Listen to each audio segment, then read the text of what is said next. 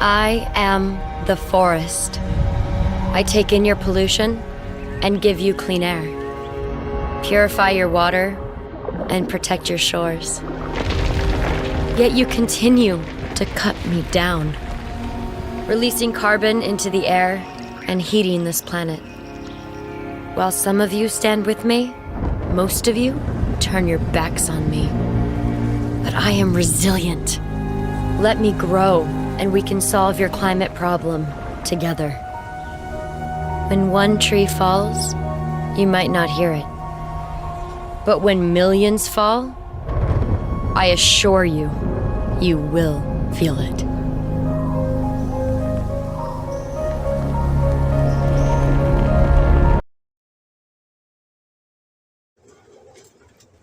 Good day, everyone. We are Group 5, and today we will be presenting our report on Lesson 5 Punishable Acts about Logging and Timber Cutting. As governed primarily by the Revised Forestry Code of the Philippines, Presidential Decree Number 705. So, we often hear the term illegal logging, but few realize the legal severity and complexity of this crime. So, this report is crucial to our study of environmental law and protection because illegal logging is not just an environmental problem. It is a violation of our national, economic, and criminal laws that undermines resource security and promotes corruption.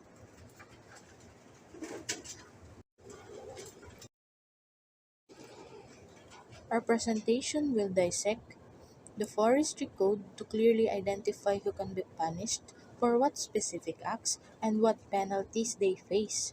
We will guide you through the foundational definitions that establish legal boundaries to be reported by Mr. Eljan Ruelo, the core crimes of illegal logging, cutting, and possession by Jeca Maria Artaba, prohibited acts within forest reserves and national parks by Isa Nepomuceno, violations related to surveys, taxes, and corruption by officials by Escoton Ryan Lester, and finally, the enforcement powers and severe penalties imposed by the law by Danilo Timon. By the end of this presentation, we aim to provide a clear understanding of the legal arsenal the Philippines uses to protect its vital forest resources. So to begin, let's turn to Mr. Eljan Ruelo, who will walk us through the essential definitions and concepts that form the backbone of this law.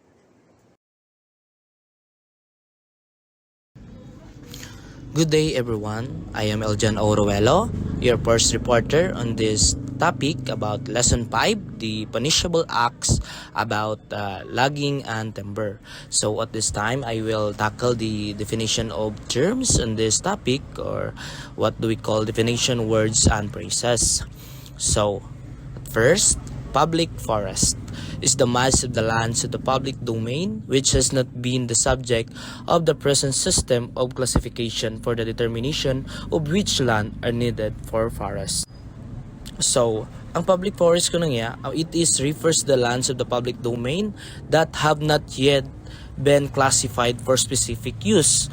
Kung ginagamit bala dya ang public forest for agriculture, forest, or other purposes. So, ang public forest siya is not really, not actually identified kung it is may purpose bala tana o kung ano ang purpose kinana.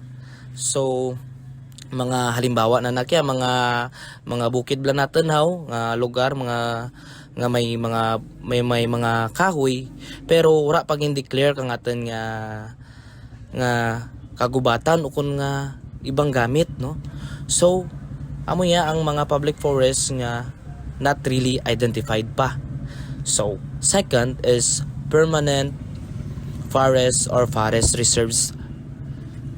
Permanent forest or forest reserves. So dito na, it refers to those lands of the public domain which have been the subject of the present system of classification and declared as not needed for forest purpose. So ang permanent mandigya, it is kasalungat kang atong ginatawag nga public forest. So ang permanent forest and forest reserves nga yata na, amoya, these are lands already classified as needed for forest purpose and are reserved permanently for conservation.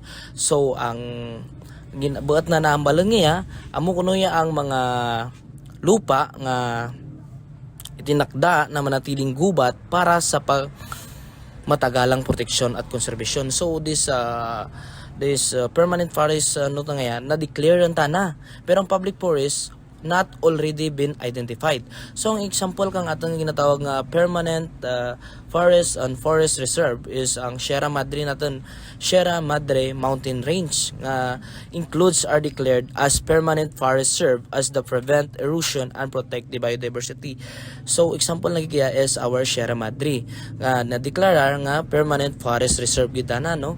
So next for letter C is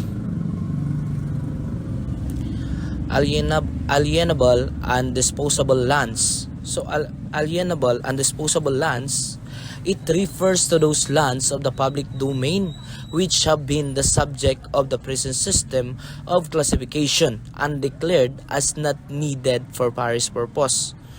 So daw may ano man yan sanda na may pagkapareho man, no? So these lands have been classified as not needed for forest purpose. So ang land kuno ya na classified natin kuno tanaya nga hindi tana for the forest purposes, and those can be owned or titled by the private individual.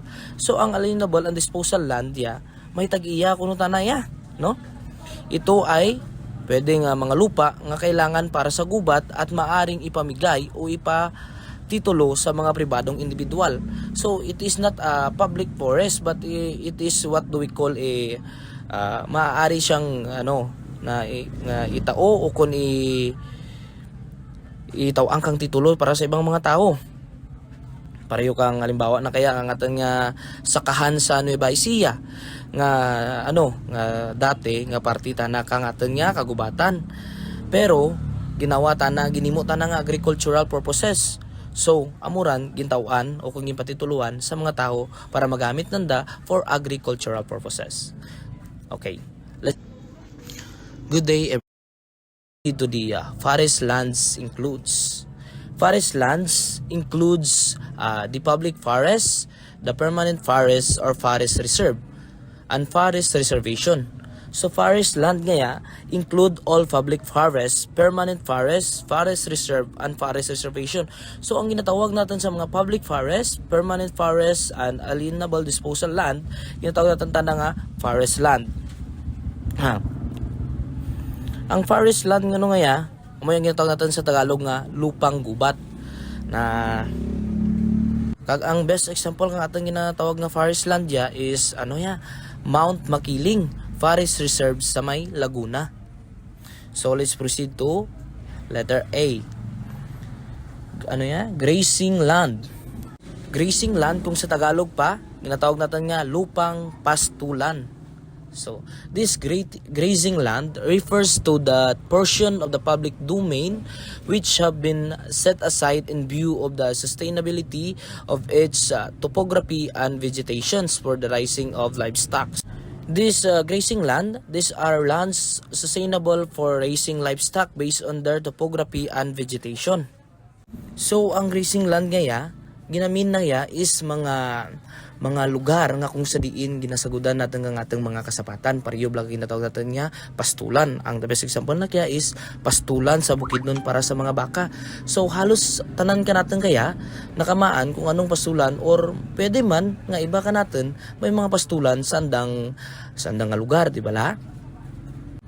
So let's proceed to the mineral lands. Mineral lands refers to those lands of the public domain which have been classified as such by Secretary of Natural Resources in accordance with the prescribed and approved criteria, guidelines, and procedure. So mineral lands natin niya, these are lands classified for mineral extraction such as mining of gold, copper, or nickel. So ang example na kaya is from Surigao mining areas where nickel and iron are extracted. So mineral lands natin niya, this is very common for us nga mga pareho kang mga ginaminahan natin nga mga lugar that will be considered our mineral lands nga ginabulan kang yamang likas. So let's proceed to the forest reservation. Forest reservation refers to the forest lands which have been reserved by the President of the Philippines for any specific purpose or purposes. So this forest land reservation, these are forest lands reserved by the President for specific purpose like scientific research or national parks. Example na kaya is ang atin nga lugar sa Palawan Forest Reserve nga gina-establish to protect endemic wildlife. Ang sa Palawan Forest Reserve nga gindeklarar kang aton nga presidente kung sa diin nga igamiton na naya sa kung sa ginatawag natin pa sa Tagalog nga pangagham na pananaliksik nga ano handa natin kung ginatawag natin nga gina-research natin ang amuran nga lugar amo nga ginatawag natin nga forest reservation. Ito di so let's proceed to the national park. National park refers to the forest land reservation essential of primitive or wilderness character which has been withdrawn for settlement or occupancy and set aside as such exclusive to preserve the scenery, the natural and historic object, and the wild animals or plants therein, and to provide enjoyment of those features in such a manner as will leave them unimpaired for future generation. So this national park, it is a land reservation with natural beauty or ecological values set aside for preservation and public enjoyment. So ang national park natin niya, it is sarang sabes na example na kaya isang atin mga eco park balayaw no, o kung dito sa may Mount Pulag National Park known for its biodiversity and scenic landscape. So digya sa Sibalom may eco park kita sa Sibalom nga which is ma-consider natin as national park because we preserve the beauty of the and the natural beauty of the nature and for ecological values that can be enjoyed by our public person wherein they can enjoy in our national park. Best example na kaya is our eco park. So next is game refuge. Game refuge or bird sanctuary refers to a forest and land designated for the protection of game, animals, birds, and fish, and close to hunting and fishing in order that the exempt population may flow and restrict surrounding areas. So game refuge and bird sanctuary, from the word itself, areas designated to protect game, animals, and bird where hunting is prohibited. So this game refuge and bird sanctuary gina-preserve natin ang aton nga mga kasapatan sa atong mga kagubatan. Pare kung atong mga bird sanctuary inakran. Pare yun nakaran ang best example na sa Olongapo Island wherein the wildlife sanctuary in Cebu, no? Amo gidran ang atong nga gina-preserve. Ang game refuge nga gina-consider natin niya mga pareho atong mga zoo lao nga gina-preserve natin kag gina-proteksyonan ang atong mga kasapatan, mga atong mga kapispis para ginabawalan nga para idakpon kundi i-preserve natin tandaya para ang atong nga mga kabataan sa pirakadlaw kung mga kalibaynan maka-feel man sanda kung ano ang makita natin digya. So that's why we preserve this and that's why we have the game refuge and bird sanctuary. So let's proceed to the marine park. Ang marine park, it refers to any public offshore area delimited habitat of rare and unique species of marine floral and fauna. So it is an offshore or area protecting marine species and coral ecosystem. Ang example na kaya is Tubataha Reefs Natural Park in Palawan. So amo kuno ya ang mga part kang atong nga mga karagatan nga ginbutang para proteksyonan ang aton mga lamang dagat nga ginatang gina-consider ang kag mga corals kung mga yamang likas ng Pilipinas. So ginaprotektahan natin diyan no. Ang tapos let's proceed to the seashore park. It refers to any public shore area delimited for outdoor recreation, sport fishing, water skiing, and related healthful activities. So sa seashore park tanaya, it is a public coastal area reserved for recreation and water activities. Like for this example natin sa ating nga Ruas Boulevard Baywalk developed for leisure and tourism. So this seashore park amo ya ang ating makonsider natin diyan nga nagasarasa nagapainganyo sang ating nga mga turista sa aton nga banwa nga kung sa diin gina-offer ya tanan sa publiko para sa mga libangan sa aton nga mga karagatan nga mga ano bla like fishing nan patas karian. So let's proceed to watershed reservation. Is a forest land reservation established to protect or improve the condition of the water yield thereof or reduce sedimentation. So forest and reserve to protect forest land preserved to protect water resource and prevent sedimentation. So watershed reservation example na kaya is La Mesa watershed in Quezon City supplies clean water to Metro Manila. So watershed reservation sanda kaya naga-protect ang aton nga water resources. Ang sa diin nga ginabulan kang aton nga mga kasimanwa kang andang mga tubig just like sa water sa may Manila kung sa diin ng among La Mesa Dam nga ginatawag nga La Mesa watershed sa may Quezon City. Okay. So ang watershed, ano gid man bala ang watershed niya? Watershed is a land area drained by a stream or fixed body of water and its tributaries having a common outlet for surface or runoff.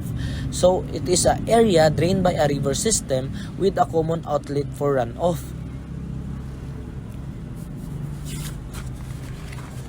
Tapos amo ya kuno ang mga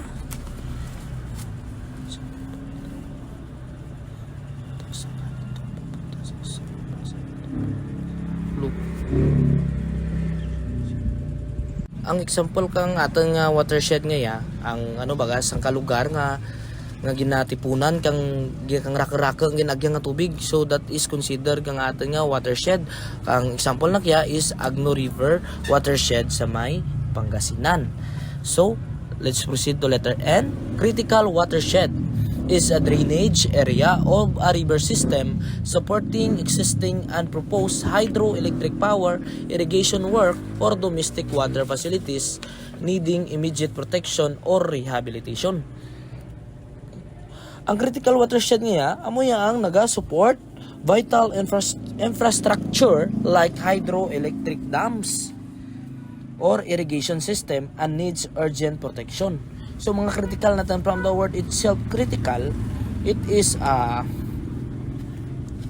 mga watershed nga ginasuportaran kang dam, irigasyon.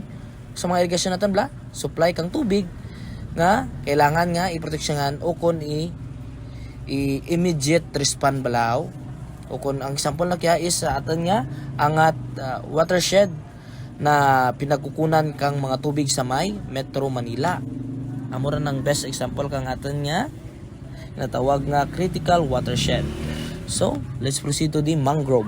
Is a term implied to the type of a forest occurring on tidal flat along the sea coast extending along stream where the water is brackish. It is a forest that grow on tidal flats along coast and stories with brackish water So, ang example nga ng mangrove niya is mangrove forest in Bohol, Palawan that protects coastline from erosion. Ang mangrove niya, ginatawag sa Tagalog nga bakawan. Ukon nga part kang part kang ukon parte, ukon isara sa kagubatan nga nagatubo sa may atan nga dalampasigan.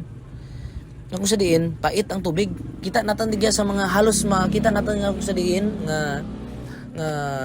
mga dagat nga mga ginatubuan kang kahoy that ma-consider natin sanda karian nga mangrove ang tawag yang karian kananda. So let's proceed to kaingin. So kaingin, it refers to portion of forest island which subjected to shifting and or permanent. The slash and burn farming method used in forest areas often leading for deforestation. So example na kaya is cutting and burning trees to plant crops in the mountainous of Mindanao. Amoy ang paraan ng pagsasaka sa kagubatan at sa pamamagitan ng pagputol at pagsusunog ng puno. Ang kaingin niya kung sa atan pa amo ang ginatawag natin niya pagpanguring. So iba ka natin naka-experience kung paano magpanguring. So it is refers sa pagputol kang mga kakawyan kag ginasunog. Okay. It is very common for us, no? So let's proceed to the next topic about the forest product. Means timber, pulpwood, firewood, bark tree, top resin, gum wood, oil, honey, beeswax, nepa, rattan, or other forest growth such as grass, scrub, and flowering. So, ano kuno dya? Forest product includes all materials derived from the forest such as timber, rattan, resin, honey, and fireworks. And firewood is firewood. So, example na kaya is lumber used for construction and rattan used for furniture. So, mga forest product natin niya, amo kuno yang aton mga produkto nga mabual sa bukid. Pariyo kang aton nga mga kahoy. Sa aton nga rattan. O kung nga ginahimo naton tanay nga ano no, furniture. Or kahoy kang aton nga mga kanyugan. Ginahimo naton tanay balay. Ginahimo naton harigi, no? Laka ang mabol natin nga product sa aton mga kagubatan. Pare kang kahoy, no? Isa ra sa produkto kang aton nga kagubatan. Nga halos tanan ka natin naka-experience kag makabuol kang produkto kang aton nga kagubatan.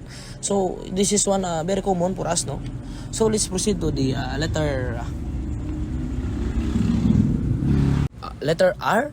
Kung nga yung tawag natin nga Dipterocarp. Forest is a forest. Dipterocarp forest is a forest dominated by trees of the Dipterocarp species such as red lawaan, tangkil, chaong, white lawaan almond, batikan, and mayapis of the Philippines, mahogany. Kung mga group kang apitong andi yakals, no? Ang a forest dominated by the Philippines mahogany species like lawan, tanggil, and apitong. So example na kaya sa Samar Leyte, may mga forest ito ang rich in Dipterocarp species, no? So amo diyan aton nga makonsider nga mga ginatawag natin sa Tagalog nga kagubatang Dipterocarp. Mga amo yang nga bukid lang nga halos buta kang mahogany nga which is very useful for us nga kay si radya sa pinaka awot kag pinaka bakal gid ay tana ang pinaka baskeg nga sara sa baskeg nga kahoy, no? Kag mahal ya tana. So ma-proceed kita sa letter S which is pine forest. As the forest type predominantly of pine trees, no? Halos tanan sa aton niya is commonly to the pine trees. Best example na kaya sa atin nga Baguio City kung sa diin kag sa forest in the Cordillera region rarak ito yung mga pine tree which is nami terken, no? Nami tana ilantawon kag i-background for our pictorial activities. So industrial tree plantation. Industrial tree plantation, it refers to any forest land extensively planted to tree crops primary to supply raw materials requirements for existing or proposed wood processing plants and the related industry. So ang industrial tree plantation nga it is a land planted extensively with tree for industrial use like wood processing, no? Pariyo kang aton nga paper mills using plantation growth Gimmelina and Facata trees, no? Industrial tree plantation nga ginaimo gitanaya for industrial purposes, no? Halos kamaaga natin karyan, no? So let's proceed to the tree farm. Tree refers to any small forest land or tract of land purposely planted to tree crops. So it is a smaller tracts. Lain sa industrial, tanda ang pinakalapad. But when it comes to tree farm, it is a smaller tracts of a land purposely planted to tree crops for personal or local use, no? Ang mga ginatanom natin niya for example na kaya is ang mga private family mahogany tree from farm in Laguna. So dito na gamay lang tanaya kay it is purpose for the public use lang, no? Or personal use. So let's proceed to the agroforestry. Agroforestry niya, it refers to sustainable management for a land which increase overall production combines agriculture crops, tree crops, and forest plant and or animals simultaneously or sequentially, and applies management practices which are compatible with the cultural patterns with the local population. So ang agroforestry natin, it is a combined agricultural and forestry to increase the land productivity, sustainability. So it is the combination of our agriculture and forestry work, no? Ang example natin kaya is growing banana plants between rows of mahogany trees, no? Amo na nang aton nga kumbaga hindi lang sarasa itanom natin for just agricultural purposes but for this industrial purposes. So amo yang aton ma-consider kag ginatawag natin nga agroforestry. Agroforestry o kung matawag natin sa Tagalog nga sa matawag natin dyan sa short English nga multiple use, no? So let's proceed to the multiple use. Multiple use, ano ko na yan? Maramihang gamit. So multiple use is a harmonized utilization of the land, soil, wildlife, recreation value, grass and timber of forest land. So multiple use, the harmonized use of forest and land resource. An example na kaya paggamit ka nga mga forest for ecotourism, like recreation and sustainable timber production. So multiple use kung rakagid ang purpose na no. Amo yang gina-combine natin nga paggamit kang lupa, tubig, kang atong mga kasapatan, kag atong mga kakawiyan sa atong mga kagubatan. So sang kagubatan nga ginagamit para sa atong mga eco-friendly lang ang gitawag o kung mga pang-turismo gid nga kag nagapangikayat to the satisfaction in the natural resources in our nature, no? O kung pagtatanim ng mga puno na that we can consider the multiple use. So let's proceed to the letter X, no, which is selective logging. So selective logging, it is the systematic removal of the mature and defective trees in such manner as to leave the adequate number and volume of healthy residual trees of the desired species necessary to assure a future crop for timber and forest cover with the protection and conservation of soil, water, and wildlife. So in the short term, it is removing only nature of defective trees, leaving younger ones for regrowth. So example na kaya is in a timber company harvesting only mature trees under the in-our supervision. So ano na ya? Amo yang pag-utod kang mga mga edad nga mga kahoy ukon may mga gaba ram lao para ma-preserve natin ang aton nga pagbago pagid kang aton nga mga kakuyan ukon tanom pagid kita. So mo sang ka kumpanya, no, kang mga nagagarat bla nga riyan, no, mga panggarat nga ra nga ginamalyagan sanda nga nga maggarat pero matanom liwat sanda kung ginatawag natin nga sistema nga SED3 system, no, SED3 system. So let's proceed to Y. What do we call a SED3 system? SED3 system, it is a silvicultural system characterized by partial clear-cutting living seed trees or regenerate the area. Healthy residual refers to the sound or slightly injured tree of the commercial species left after logging. So among seed tree system niya, it is a partial clear-cutting method that leaves certain trees for regenerate the forest. Among yung natawag natin yung living, like example natin, living few dipterocarp trees after harvest to natural reseed the area. Ang kumbaga lang pag may ginutod ka nga kahoy, itamnan mo after you nga ginutod nimo yan, no. So let's proceed to letter Z, no. Z, which is sustained yield management. So in the short term, it is a continuous forest production while maintaining balance between harvest and the growth.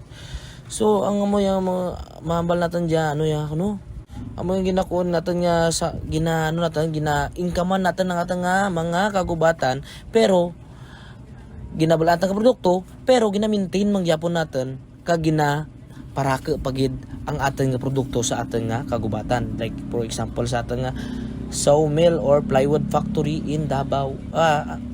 Like ano kali, like controlled harvesting cycles ensuring forest regeneration para ma-control natin ang pagwa kag pagsilid pagid kang produkto sa atin nga mga kagubatan.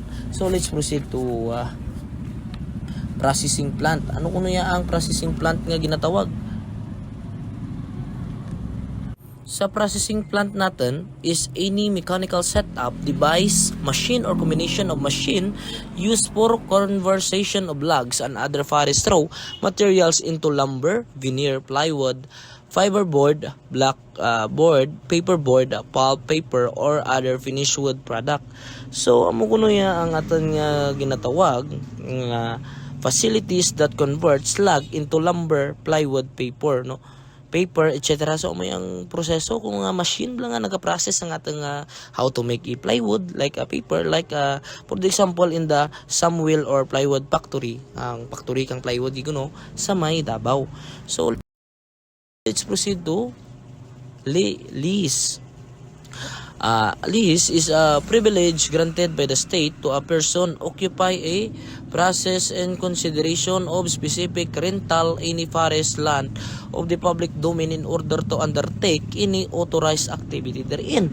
So it is a rental privilege that occupy the used forest land for authorized purpose. So ano na kuno ya? Ang for example na kaya is a company leasing land to develop forest recreation area. Consider natin yung ginaparentahan kang atong gobyerno balaw para mabaydan no, which is isa sa income kang aton nga bansa.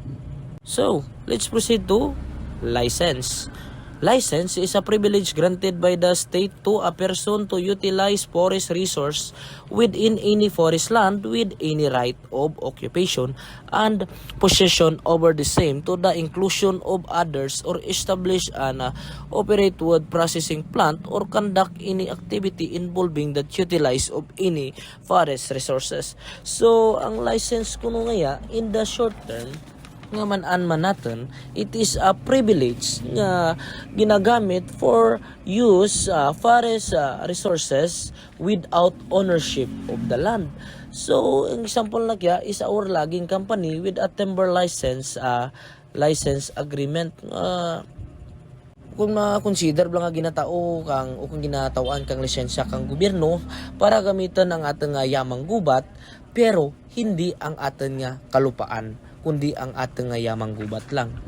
Among ginatawaan sanda kang lisensya pareho kang timber license agreement nga ginatao sa kumpiyansa ginatao sa mga company kang mga pagtutroso sa aton digyan license. Let's proceed to permit. So ano ginman bala ang kaibahan kang lisensya sa permit no? A permit is a short term privilege or authority granted by the state to a person to utilize any limited forest resources or undertake a limited activity within any forest land without any right of occupation and possession therein. So ang permit niya short-term authority lang no? For limited resources use like for cutting, transport and gathering no? For example natin niya is a company permit to collect rattan or firewood. No, lain na sa lisensya. Nga ang lisensya na niya, it is granted to use the our yamang gubat but not to own the land. So ang permit niya, gina-authority lang, short term lang tana no? Nga resources nga pwede natin magamit for transport and for cutting or gathering. Kung matawag natin tanaya sa Tagalog nga kasunduan, no? Kasunduan. Pero ibang karang permit ako ka permiso nga pwede ikaw kang bal kakahoy to nga panggatong pareho ka ran. So let's proceed to the annual allowable cut. Allowable cut is the volume of materials whether of wood or other forest products. So amo na yang annual allowable cut is the maximum volume of timber allowed to be cut per year. So example na kaya is 500 cubic meters of log authorized by the DNR in possession area. So ginatawag likaw ka limit taw nga kung pira lang gid ang inyo nga iutdon sa amo kaya nga tuig, pira ka cubic o kun nga pira ka metro lang gid nga nga i-allowed sa inyo sang DNR nga ibulon, mo yang makonsider natin nga tawag kaya annual allowable cut, no? So let's proceed to the cutting cycle. Cutting cycle is the number of years between two major harvests in the same working unit and or region. So ang cutting cycle, the number of years between two major harvests in the same area. So ano ko no? Amo ya ang isip la kang tinuig. Isip kang tuig kung pira anay ka tuig antes ikaw liwat pwede kapangutod kang kahoy. Hindi kun lang nga utod ka kang tuig bagsa tuig. Mangutod ka pagid kundi may basihan kita kung pira ka tuig before kita mangutod diwat kang kahoy, no? Example lang kaya is 30 years sana ibi antes kita mangutod kang kahoy ito, no? Nan patas ka riyan. So let's proceed to the forest ecosystem. Refers to the living and non-living components of the forest and their interaction. So, forest ecosystem is the interaction of living and non-living components within the forest. Mga ugnayan kang mga buhi kag mga patay dito sa may nga mga bagay sa silid kang aton nga mga kakawyan, no. Halimbawa na kaya mga kahoy, mga kasapatan, mga aton nga mga nubla, mga kasubaan nga nagabuligay para ibalansihan ang aton nga kalikasan o kung nagabulig sa magpabalansi sa aton nga life balaw, no? So let's proceed to the silviculture is the establishment, develop, reproduction and care of forest trees. So this science of growing and managing trees for forest development. So amo ya ginatag so mo yang silviculture nga amo bang ano bla is sa science nga ano bla ginatawag natin nga paghalong kag pagtanom pagid kag pagparaka pagid kang ateng nga mga kakawyan sa ateng kagubatan, no. Halimbawa na kaya ang planting and thinning trees for sustainable forestry generation. That's why nga kisa may mga activities kita wherein nga ginapatanom kita for purpose nga to save our green life, no. Amuran silviculture to agarian, no. So let's proceed to the rationalization. Rationalization is the organization of a business or industry using management principle, system and procedure to attain stability and efficiency of and profitability of operation. So this rationalization organizing the forestry industry to achieve the efficient or effective and sustainable development. So ano bala dya ang rationalization? So amo ya ang pagkayad kang atang industriya kang atang mga kakawyan upang maging maayos kag maging manami kag maging mapag-an pa ang aton nga mga kagubatan. O kung ginatawag natin niya for the example is the merging small sawmills to improve the output and reduce waste, no. Riyo wala ra na nga naga-take initiative ang atong mga users ang atong mga product nga wherein nga atong paggarot naton ginahimo pagid natin for combination ginasaksak pagid natin to create another product pagid, no. So by that way we can't waste the use of our trees nga mga iga na pareho bala ka mga upod kang kahoy ran nasensen natin na just to create a table, no. Just what we experience right now nga ginahimo natin na chinelas dan pareho ran. So this is a rationalization of the. So let's proceed to forest officer. Means any official or employee of the bureau who has been appointed or delegated by law by competent authority to execute, implement or enforce the provision of this code, other related laws as well as their implementing regulation. So ang forest officer is a DNR employee or official responsible for enforcing forestry laws. So tapos kung mo base is tinatawag natin niya DNR or Department of Environment and National Resources, no. So ang example natin kaya is a forest ranger monitoring illegal logging activities. So that's why nga at this time ay samtang nagaraka ang case ng ating pag-ubos kang ating mga kahuyan, the government create the rules or regulation that provided by the forest officer, no, wherein nga nagapanatili kang aton nga ka-peaceful. Kung may peaceful digya sa aton nga mga tao, may peaceful dito sa bukid nga kung sa diin gina-maintain natin ang kanamion kang aton nga kagubatan, no, nga wherein nga nagabalanse kang aton nga pangabuyan rigya sa ibabaw. So let's proceed to private right. What is a private right, no?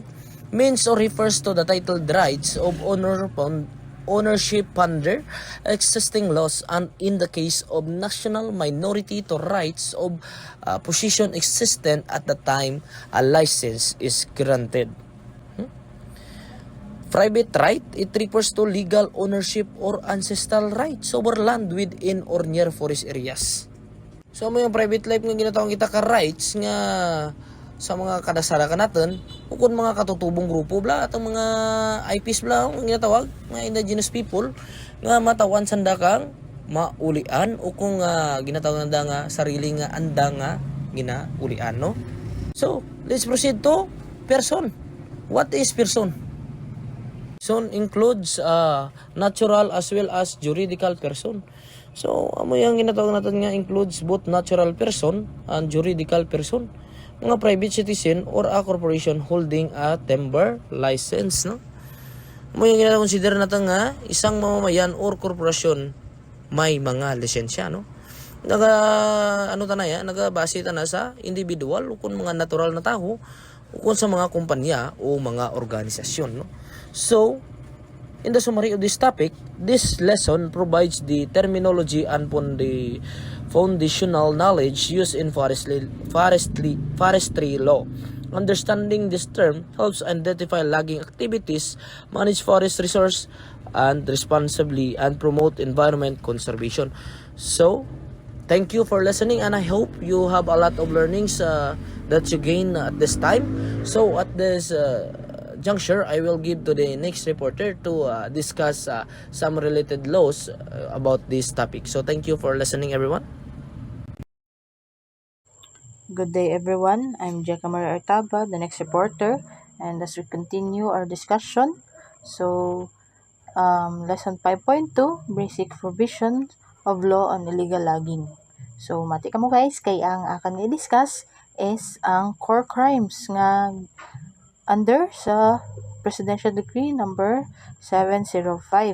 So, Presidential Decree number 705, established May 19, 1975, revising Presidential Decree number 389, otherwise known as the Forestry Reform Code of the Philippines. Section 77, cutting, gathering, and or collecting timber or other forest products without license. So this section states that any person who shall cut, gather, collect, remove timber or other forest products from any forest land or timber from alienable or disposable public land or from private land without any authority, or possess timber or other forest products without the legal documents as required under existing forest laws and regulations shall be punished with the penalties imposed under Articles 309 and 310 of the Revised Penal Code. So, provided that in the case of partnerships, associations, or corporations, the officers who ordered the cutting, gathering, collection, or possession shall be liable, and if such officers are aliens, they shall, in addition to the penalty, be deported without further proceedings on the part of the Commission on Immigration and Deportation.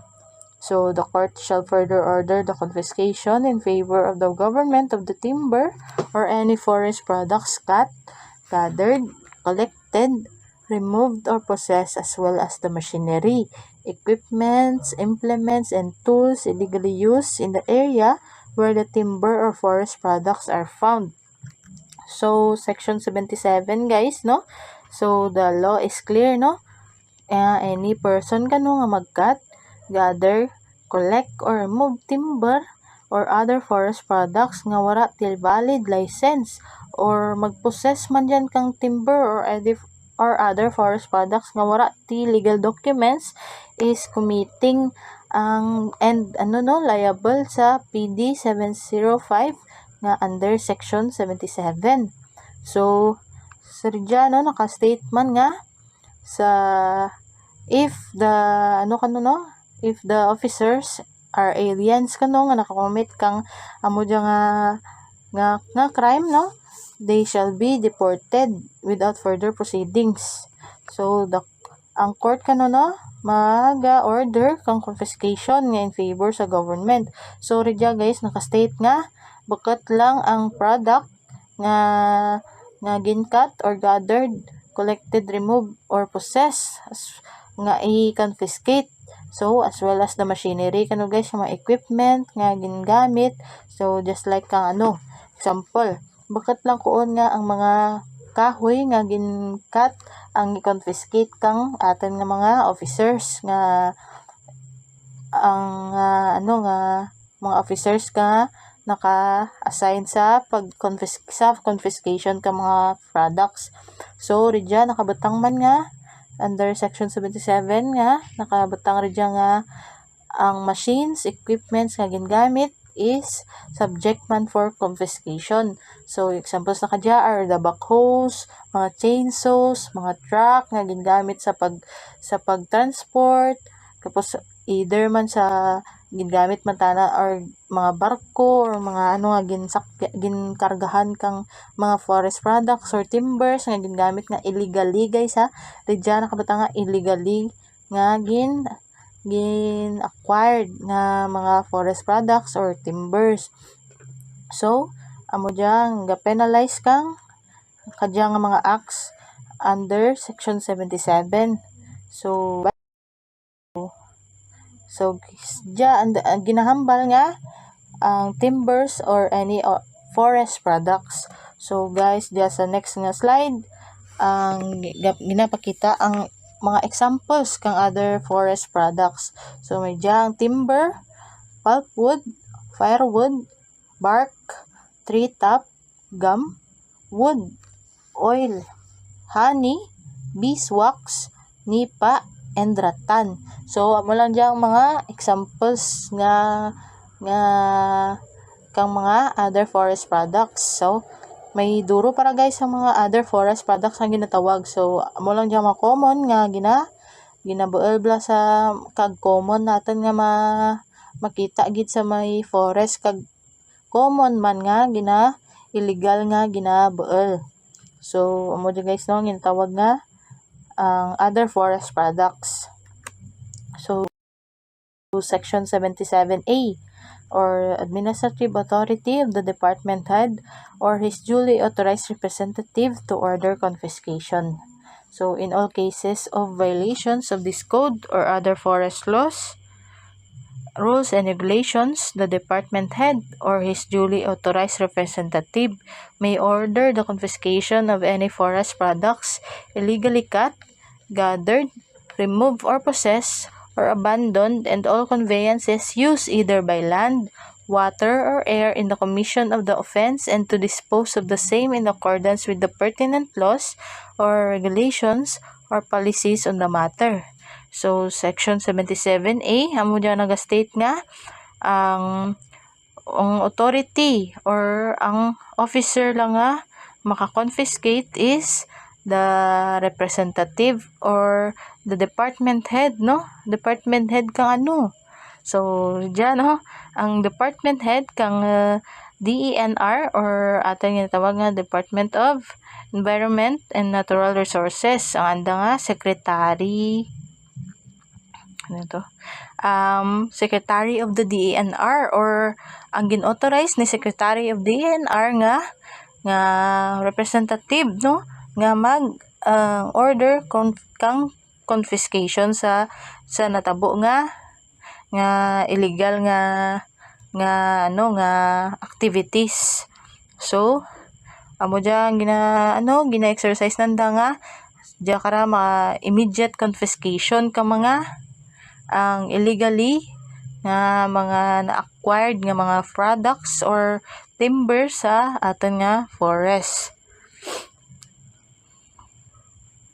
So Reggiano, pati amo tamba ko kay na nga pati ang mga gingamit sa pagtransport or pag pag-transport kang mga illegally acquired nga or possess nga mga products natin sa forest. So patas ka mga boat, mga truck. So abay ra tana ka confiscate. So mga chainsaws, pati ang mga truck. So, Sections 86, Unlawful Possession of Implements and Devices Used by Forest Officers. So, imprisonment for a period of not less than 2 nor more than 4 years, and a fine of not less than 1,000 pesos nor more than 10,000 pesos, in addition to the confiscation of such implements and devices, and the automatic cancellation of the license agreement, lease, license, or permit, if the offender is a holder thereof, shall be imposed upon any person who shall, without authority from the director or his authorized representative, make, manufacture, or has in his possession any government marking, hachet or other marking, implement, or any marker, poster, or other devices officially used by officers of the Bureau for the marking or identification of timber or other forest or other products, or any duplicate, counterfeit, or imitation thereof, or make or apply a government mark or timber on timber or any other forest products by means of any authentic or counterfeit device, or alter, deface, or remove government marks or signs from trees, logs, stumps, firewoods, or other forest products, or destroy, deface, remove, or disfigure any such mark, sign, poster, or warning notices set by the Bureau to designate the boundaries of cutting areas, so municipal or city forests or pastures, classified timberland, forest reserve, and areas under the National Park System, or to make any false mark or imitation of any mark or sign herein indicated, provided that if the offender is a corporation, partnership, or association, the officers and directors thereof shall be liable. So, under Section 686, no? So, nag-penalize tana ka mga duro nga actions. So, related tana sa misuse of official government forestry marks, mga signs, ang mga devices, no?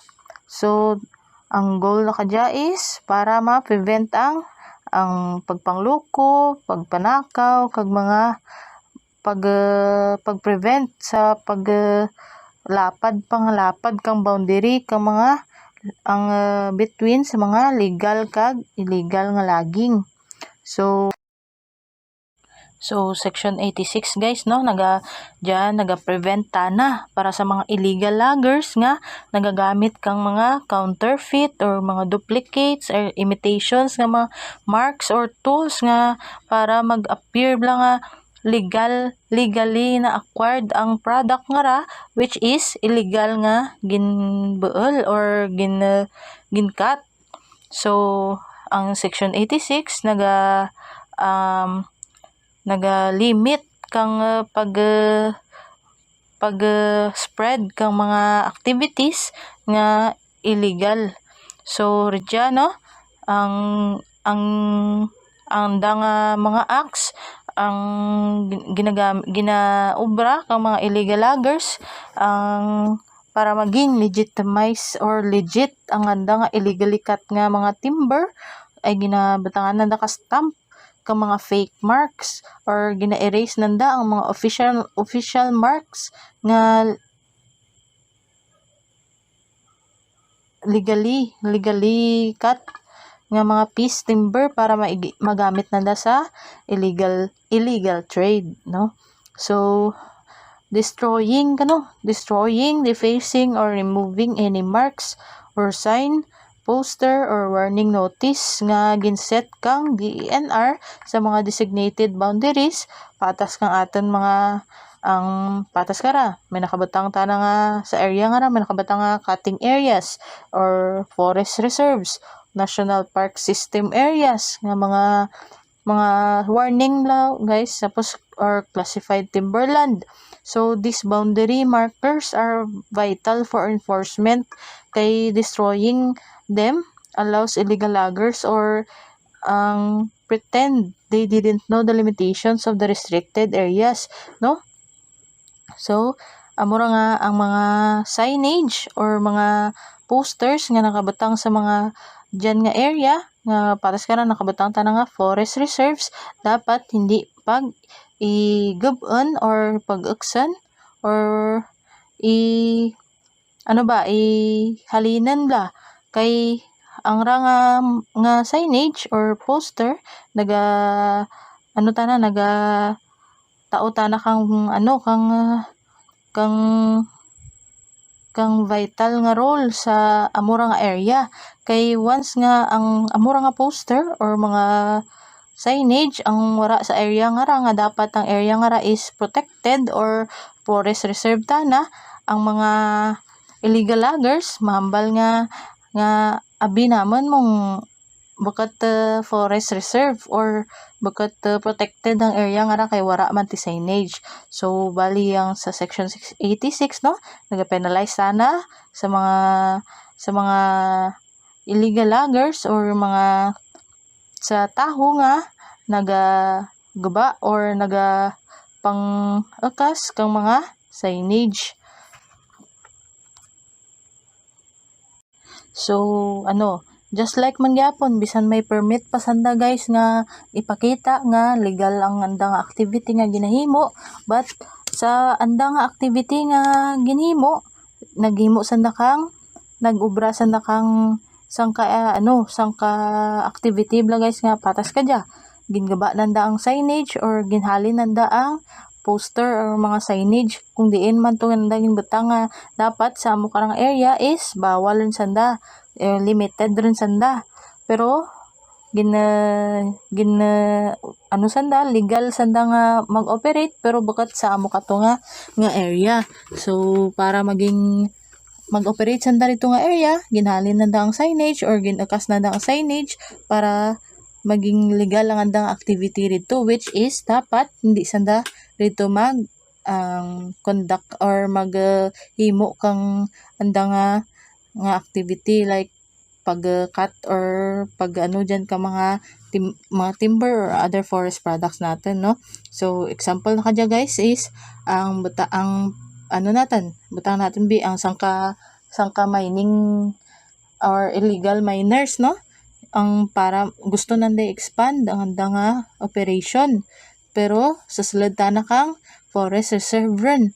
So bandiri nanta na ka forest reserve, so gingisi nanda or ginguba nanda ang ginsunog nanda ang official warning or poster nga or sign nga nakabutang rin dyan nga nakadesignate na nga amurang parameter nga ang area nga ra is nga open access tana guys.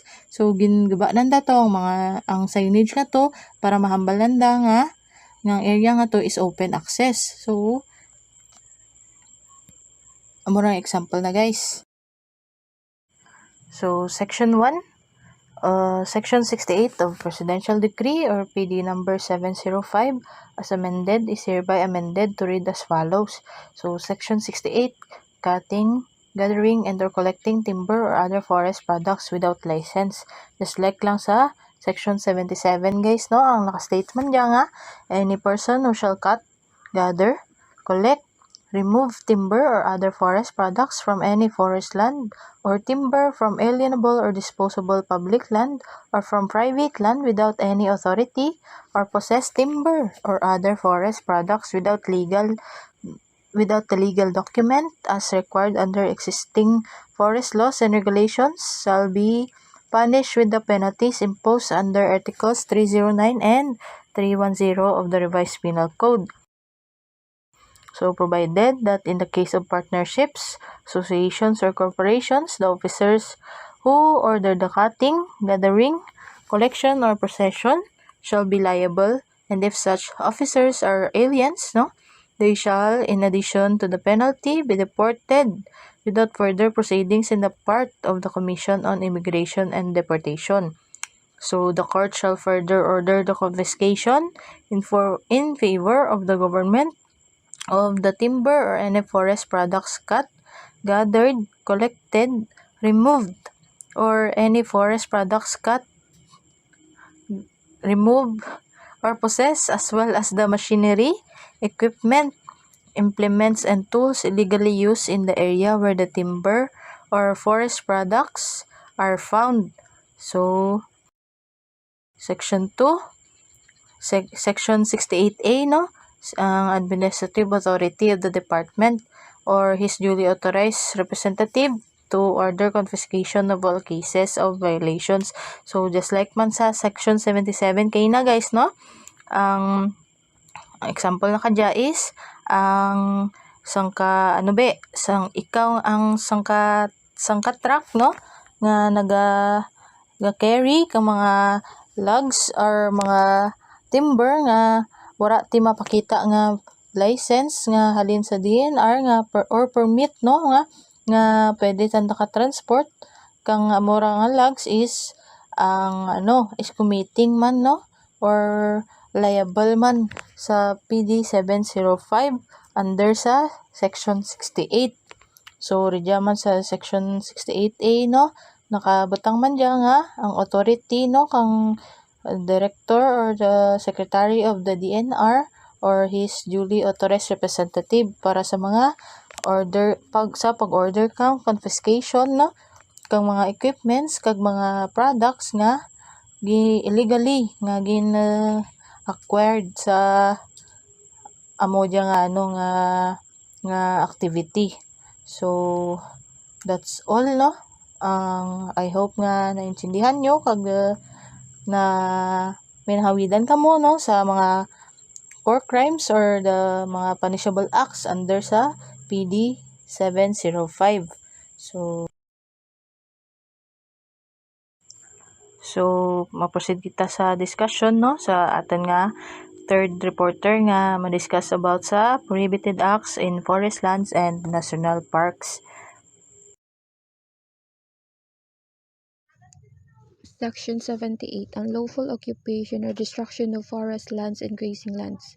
Any person who enters and occupies or possesses or makes kaingin for his own private use or for other any forest land or grazing land without authority under a license agreement, lease, license, or permit, or in any manner destroy such forest lands and grazing lands or part thereof, or causes any damage to the timber stand and other product and forest growth found therein, or who assists, aids, or abets in any other person to do so, or set a fire, or negligently permit a fire to be set in any forest land or grazing land, or refuses to vacate the area when ordered to do so, pursuant to the provision of Section 53 hereof, shall, upon conviction, be fined in amount of not less than 500 pesos nor more than 20,000 pesos, and imprisoned for not less than 6 months nor more than 2 years for each such offense, and be liable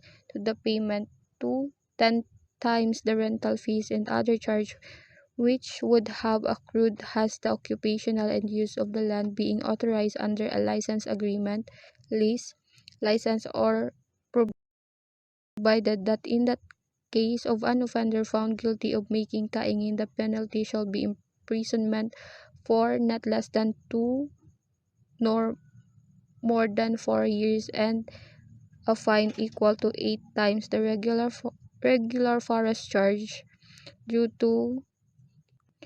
on the forest products destroyed without prejudice to the payment of the full cost of production of the occupied areas as determined by the Bureau, provided further that the maximum of the penalty prescribed herein shall be imposed upon the offender who repeats the same offenses and commits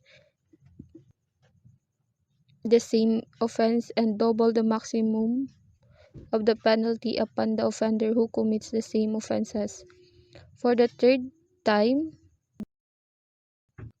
in all cases, the court shall further order the conviction of the offender from the land, the forfeiture to the government of all improvements made, and all vehicle, domestic animals, and equipment of any kind used in the commission of the offense, if not suitable for use by Bureau.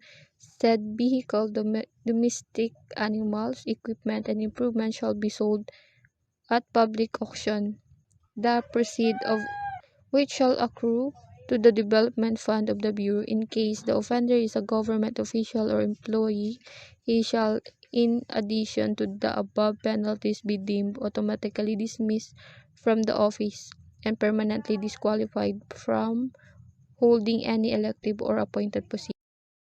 Ginatukoy lang man dyan kaya is mga tao nga nag-star, nagagamit, or nagsulod ang naghimo ka mga kaingin sa sangka bukid or grazing lands nga wala ti lisensya or wala tanda na authorize. Tas ang grazing lands gali nga ra guys amurang lugar nga ginapatubuan or may mga lamon rin nga ginagamit para ipakaon sa mga sapat. Ang pagsulod kag pag-star sa bukid or sa grazing lands nga wala ti lisensya, ang paggamit kag paghimo kang kaingin para sa anda nga sariling gamit kag pagguba kang puno, halaman or iba pang likas ngayaman kang sang kalugar nga ra, ang pag umpisa kang kalayo or ginpabayan mo nga magkaroon kang kalayo or sunog sa sangka bukid or sa grazing land, kag ang pagpanghindi kung ginhambalan ka rin kang otoridad nga ilisanan mo ang lugar nga ra or mahalin ka sa lugar nga ra, kag ang pagbulig sa taho nga ikumit ang mga bawal nga himuon. Patas kang paghimo kang kaingin, ang pagguba ka mga bukid or ang pag-star nga wala ti lisensya. Kung mapamatud-an nga nagkasala ka or nakomit mong mga amo ka to nga ginabawal, ang multa na nakara is not less than 500 pesos but not more than 20,000 pesos. Kag ang pagkakulong na 6 months to 2 years. Tas dugang pa diyang karang bayad nga times 10 nga renta or bayad nga dapat ibayad daad kung legal ang paggamit kang lupa ngan. Kung mapamatud-an man ta nangakaingin ang kaso mo, ang kulong na ang pagkakulong or ang penalty diyan kan is ang 2 years up to 4 years. Kag ang multa na is times 8 kang regular nga bayad sa mga nagguba mo nga produkto sa bukid nga ra. Dugang pa diyan nga kinahanglan mo baydan ang bilog nga price or ang comparable atong pinsala nga nga igastuson da para mabalik pagid ang lupa sa kung paano ta nakato before mo magguba. Kung madakpan nga liwat-liwat mo ring ginahimo ang amo kara nga sala, kung pangarwa maximum nga parusa ang ipataw kanimo, pero kung katatlo ka madakpan, doblehan na rin ang maximum nga parusa.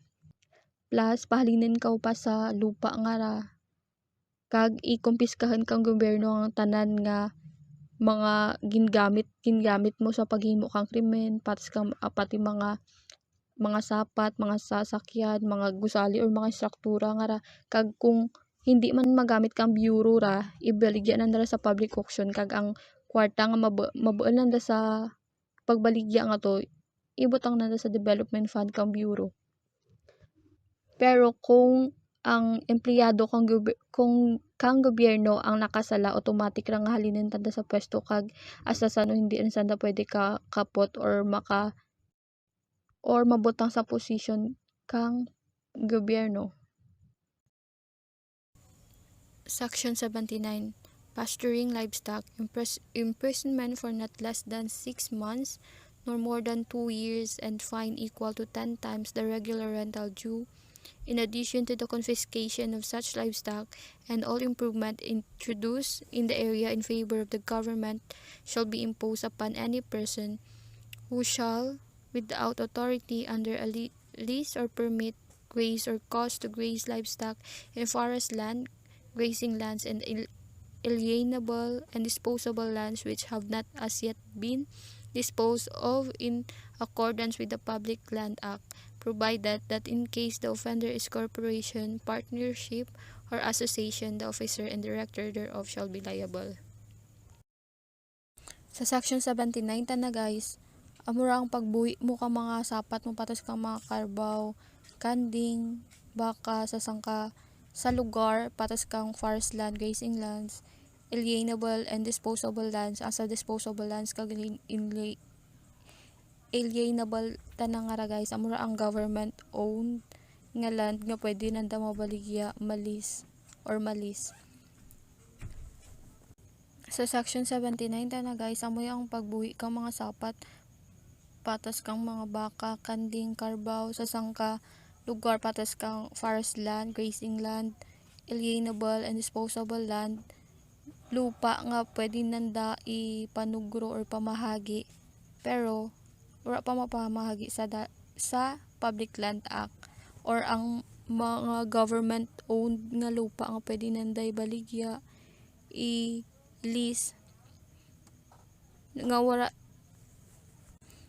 Sa Section 79 ta na, amoy ang pagbuhi kang mga sapat patas kang karbaw, kanding, baka sa sangkalugar patas kang forest land, grazing land, alienable and disposable land nga wala ti pahintulot or wala ti permit alin sa gobyerno.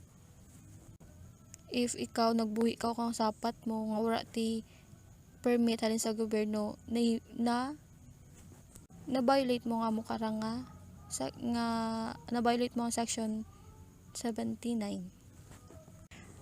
Ang alienable gali kag ang disposable lands ra para sa mga wala nakamana mura ang lugo ang land nga government owned ra nga pwede nanda ibaligya, pwede nanda i-lease or pwede nanda ipamahagi pero wala pa mapamahagi sa Public Land Act.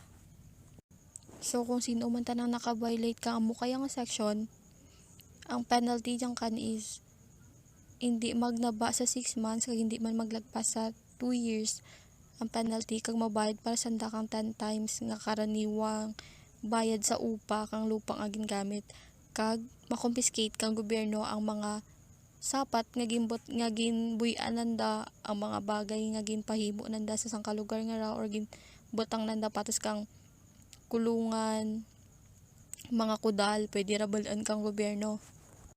Kag kung corporation man tana ang naglabag nga mo kaya nga section, partnership or asosasyon, bakat ang kumpanya ang masalo kang ang penalty, kundi ang opisyal kag ang mga opisyal kag ang director ang masalo kag ang pwede nga kasuhan.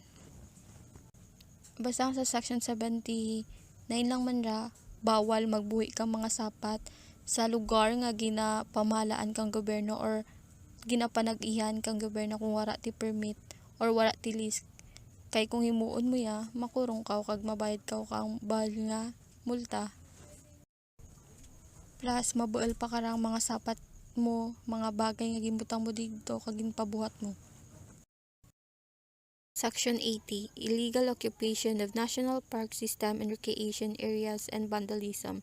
Therein, any person who shall without permit occupy for any length of time any portion of the national park system, or shall in any manner cut, destroy, damage, or remove timber or any species of vegetation or forest cover and other natural resources found therein, or shall mutilate, deface, or destroy objects of natural beauty or of scenic value within areas in the national park system shall be fined not less than 500 pesos or more than 20,000 pesos, exclusive of the value of the thing damaged, provided that if the area requires rehabilitation or restoration as determined by the director, the offender shall also be required to restore or compensate or the restoration of the damage, provided further that any person who without proper permit shall hurt, capture, or kill any kind of bird, fish, or wild animal life within the area in the national park system shall be subject to the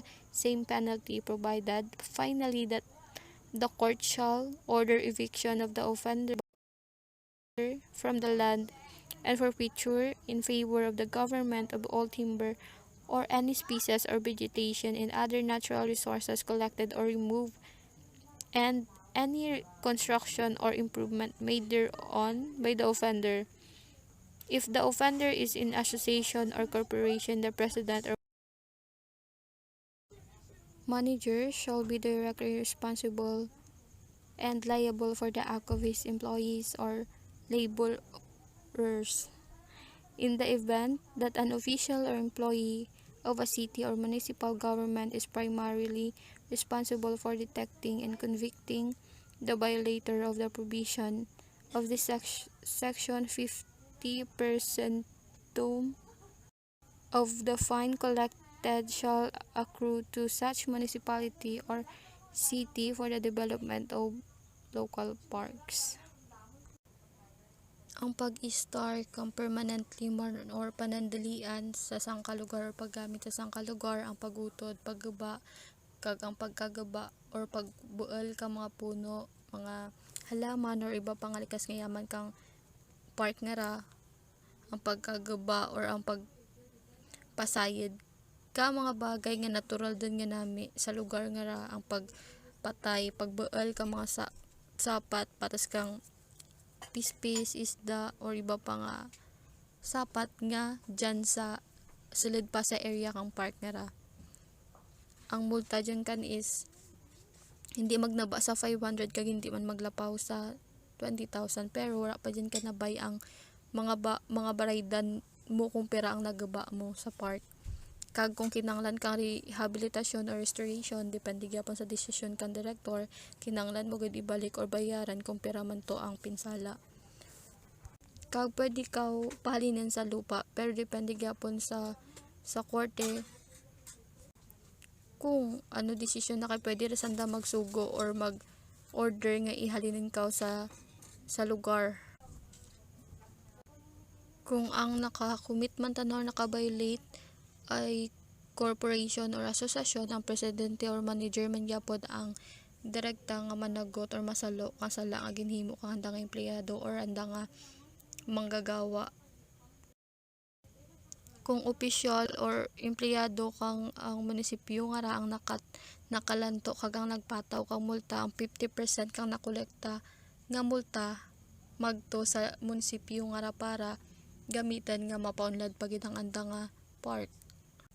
Ang ginamin lang man dyan sa section 80 nga ra, bawal mag-istar, mga lakal or magguba ka mga bagay nga bahagi rin kang pambansang park or protected kang area nga wala ti permit ka. Section 81, Destruction of Wildlife Resources. Any person violating the provision of Section 55 of this code or the regulation promulgated thereunder shall be fined not less than 100 pesos for each such violation, and in addition shall be denied a permit for a period of 3 years from the date of the violation.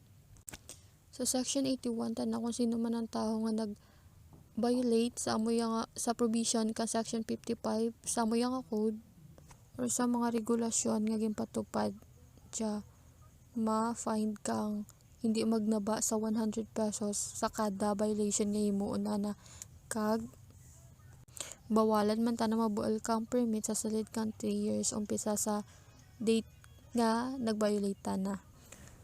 Ang mga example ta na kang paglabag sa section kang 55 nga pwede maging resulta sa violation kang section 81, patas ang mga patas kang illegal hunting or pagpatay kang mga sapat nga ginaprotektahan, patas kang pawikan, agila, kay mga endangered species or nasanda, kag ang illegal trapping or pagbuel kang wildlife, pagbutang ka mga bitag ra na or pagdakop nga wala ti pahintulot, kag pagbaligya, patas kang pagbaligya kang mga exotic pets sa mga online or ti mga banwa, merkado nga wala ti legal document, paggaba kang ginaistarananda, patas kang paggaba kang pugad kang pispis or pawikan sa sa dalambasigan.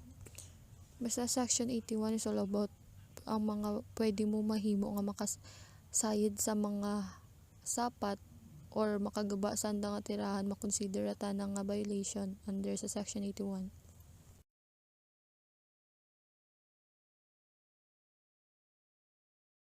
Good afternoon, ma'am. Good afternoon, classmate.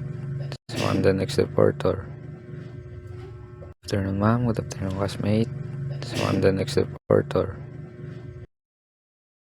Section 82, survey by an authorized person, imprisonment for not less than 2 nor more than 4 years, in addition to the confiscation of the implements used in the violation of this section, including the cancellation of the license, if any, shall be imposed upon any person who shall, without permit to survey from the director, enter any forest lands, whether covered by a license agreement, lease, license, or permit or not, and conduct or undertake a survey for whatever purpose.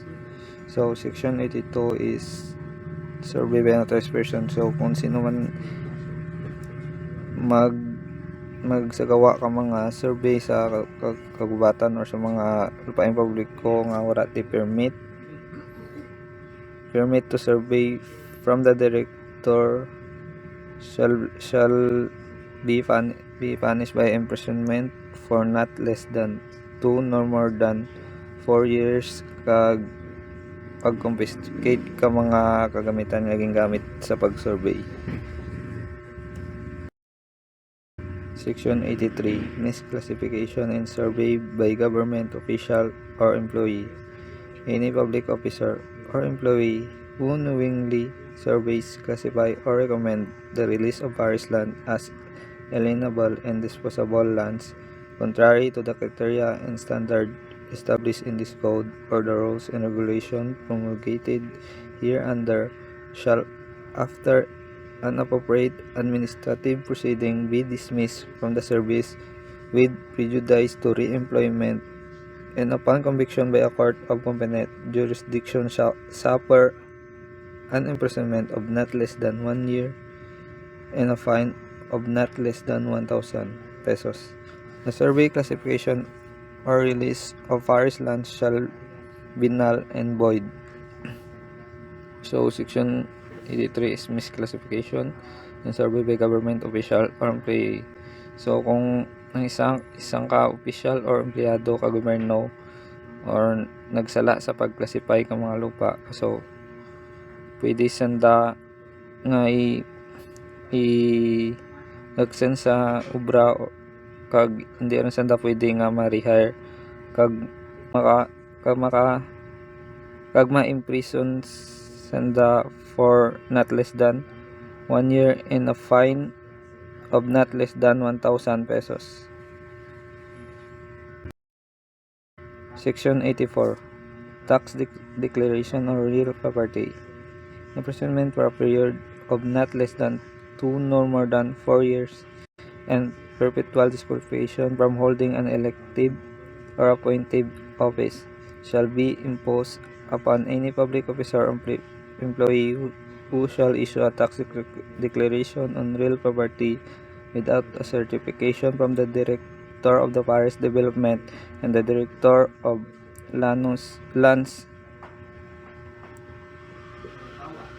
or their duly designated representative that the area declared or taxation is inalienable and disposable lands unless the property titled or has been occupied and possessed by members of UAE national cultural minorities prior to July 4, 1995.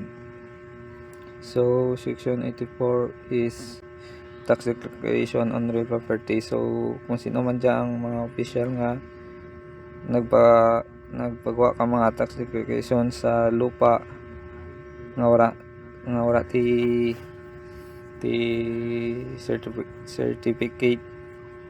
certification nga mula sa nga galing sa Director of Forest Development ay pwede sa ay suffer sa ka imprisonment nga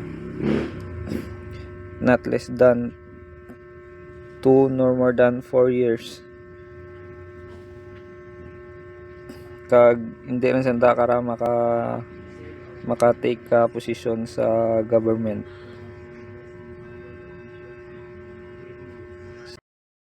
Section 85. Coercion and influence. Any person who coerce, influence, abets, or persuade a public officer or employee referred to in Section 74 and 75 commit of any acts mentioned therein shall suffer imprisonment or not less than 1 year and at a fine of 500 pesos for every hectare or a fraction thereof so improperly surveyed, classified, or released.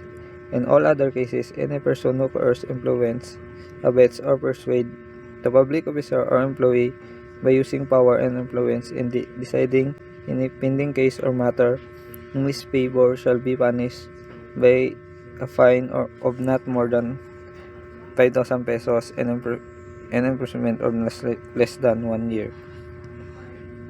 So, Section 85 is the coercion and influence. So, kung sino man diyang nagpadlock or mag-udyok or makialam sa mga opisyal ka gobyerno para nga makabuel sanda ka mga pabor sa mga kaso ay pwede sanda karamak makurong ka not less than 1 year kag mang fine nga 500 pesos sa every hectare kag kung gingamit man andang authority or kapangyarihan nga mag-impluwensya para makapekto sa mga desisyon ka opisyal. So ang punishment is 5,000 kag ang pagkurong ka not less than 1 year.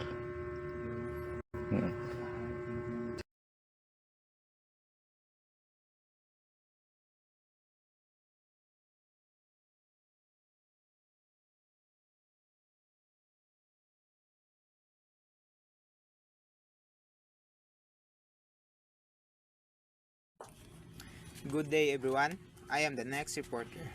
Section 87. Payment, collection, and remittance of forest charge. Anyone who fails to pay the required forest charges must pay an additional 25% of the unpaid amount as a surcharge.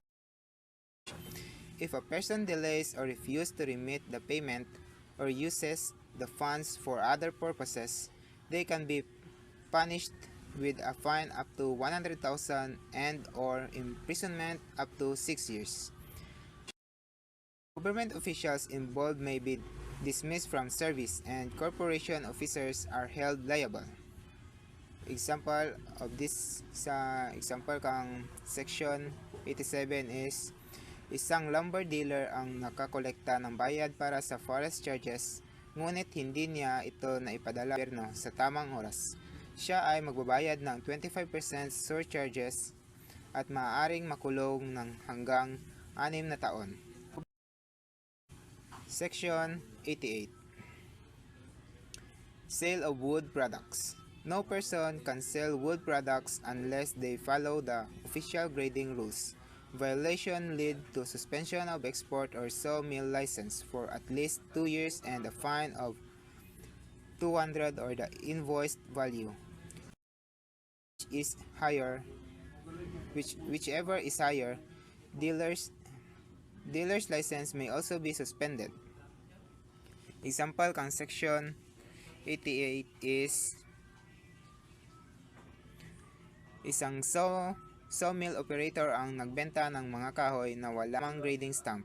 Ang kanyang lisensya ay nasuspindi ng 2 taon at siya ay pinagmumulta ng 200 or the invoice value. Tapos ang dealer's license kung ginbual naman to ang tanaman nagdeal kang wood products nga to nag-violate pwede man masuspende anang lisensya.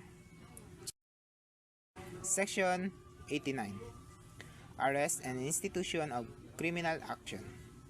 Forest officer, police, or unauthorized personnel can arrest violators caught in the act without a warrant and confiscate tools or forest products.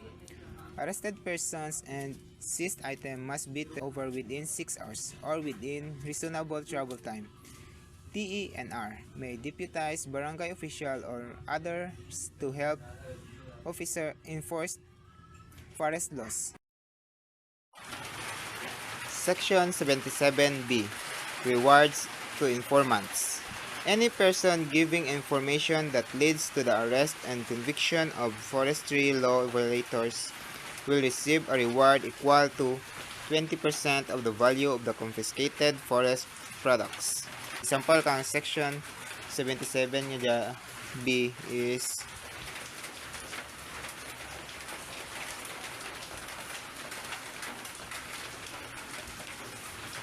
isang residente ang nagulat ng truck na may kargang ilegal na troso. Nang mahuli at makung ang mga salarin, tumanggap siya ng 20% na halaga ng nakumpiskang kahoy bilang gantimpala. That's all. Thank you.